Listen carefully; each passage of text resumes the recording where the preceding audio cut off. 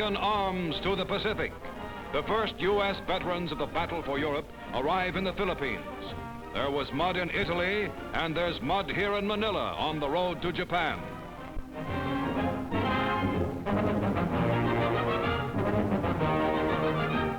The GIs board trains for the trip to camp. These are service troops, veterans of Africa and Italy. Red Cross refreshments for men who sailed to the Pacific direct from Europe with no stopover in the United States. They're needed here now to prepare facilities for the masses of troops to come.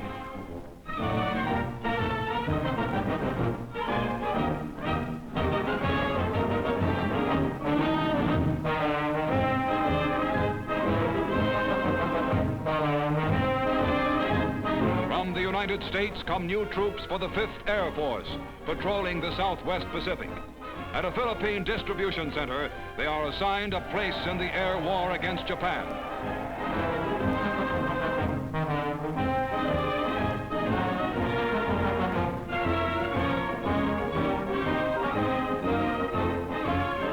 Women, too, play a part in preparing for the invasion of Japan. Newly assigned to historic Clark Field, these WACS see 5th Air Force bombers and fighters currently hitting the Japs from Luzon to China.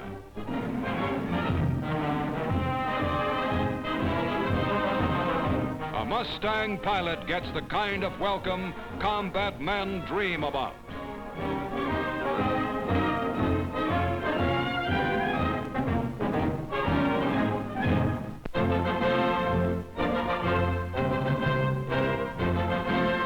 Britain's King George VI with Queen Elizabeth and Crown Princess visits Ulster, North Ireland, part of the United Kingdom.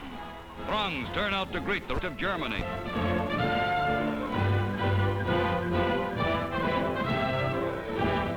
At Stormont, Ulster's Capitol building, the King addressed the North Ireland Parliament. Queen Elizabeth talks with North Irish war workers. Through the upheavals of war and peace, the royal family remains strong in the hearts of the people of Britain.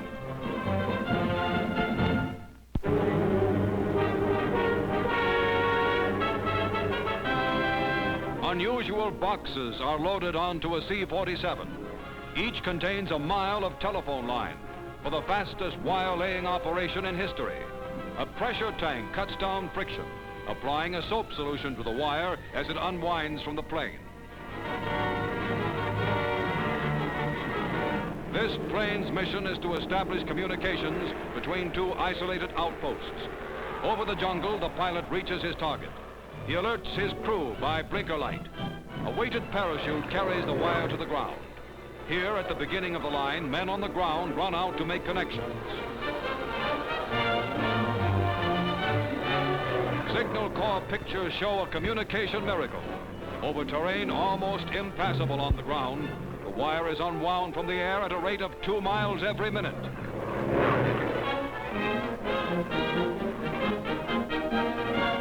Ground crews rapidly hook up. In this war of movement, telephone contact can be established quickly over vast distances, thanks to aerial wire laying.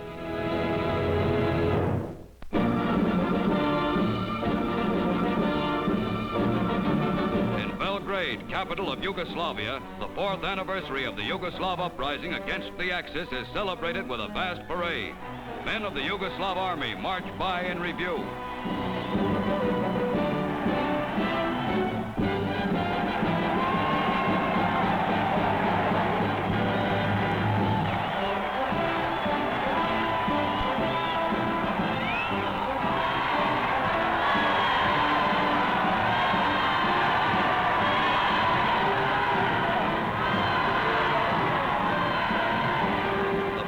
Russia, Britain, and America, Yugoslavian allies, are carried past.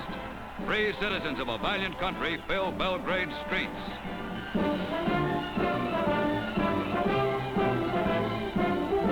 Marshal Tito, leader of Yugoslav liberation armies, speaks in Belgrade Central Square. A mighty celebration for a mighty victory.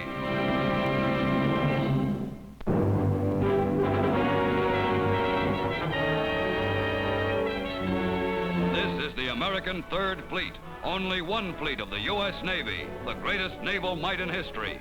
Signal flags spell out preliminary orders for one of the most audacious actions of the war. American fleet bombardment for the first time in history of the Japanese homeland. This is the fleet that ended Jap sea power in the Philippine Sea Battle.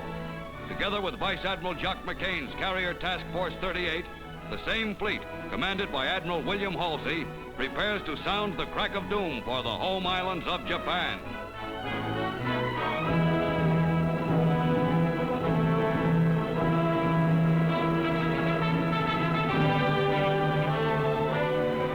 Halsey comes aboard the command ship with the fleet already underway.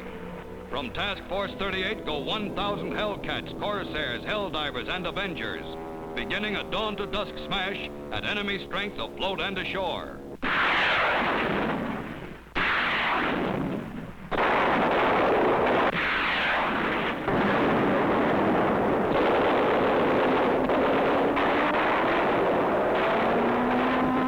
Mainland industries are attacked. More than 70 airfields shot up by our carrier planes never got their fighters in the air.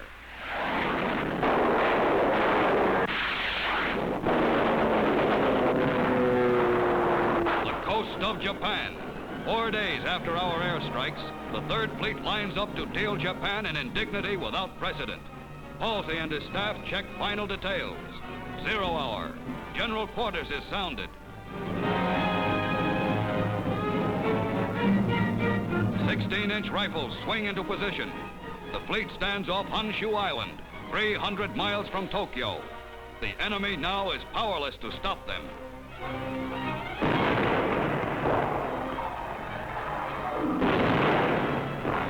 The Imperial Steelworks, just past the shoreline hills, receives a steady 2 hours of heavy bombardment.